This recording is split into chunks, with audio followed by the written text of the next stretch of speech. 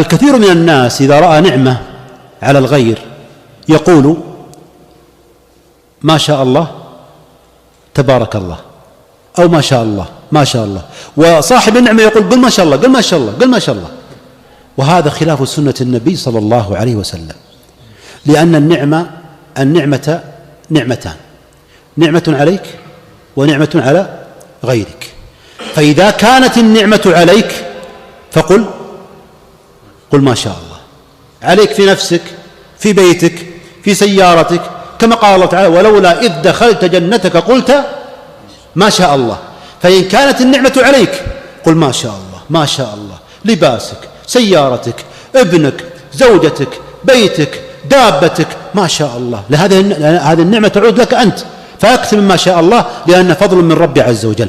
وإذا كانت النعمة على غيرك قل اللهم بارك لك، اللهم بارك له، بارك الله لك، ولا تقل ما شاء الله.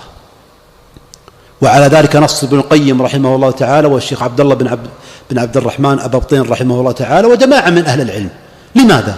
يقول لأنك إذا قلت ما شاء الله يقول لك صاحب النعمة وأنا إيش استفدت؟ أين الفائدة؟ بل ادعو لي أن الله يبارك لي في هذه النعمة، إن كان ولدا قل بارك الله لك فيه، إن كان دابة قل بارك الله لك فيها، إن كان مالا قل بارك الله لك، الله يبارك لك فيه، وهكذا. ولذلك النبي صلى الله عليه وسلم ماذا قال؟ قال إذا رأى أحدكم نعمة على أخيه فليبرك عليه. في الصحيح قال فليبرك عليه، قال على ما يقتل أحدكم أخاه، هلا إذا رأى عليه نعمة أن يبرك عليه. معنى أن يبرك عليه أن يقول اللهم بارك لك فيها، أو اللهم بارك له فيها، أو بارك الله له فيها، فإن هذه سنة النبي صلى الله عليه وسلم.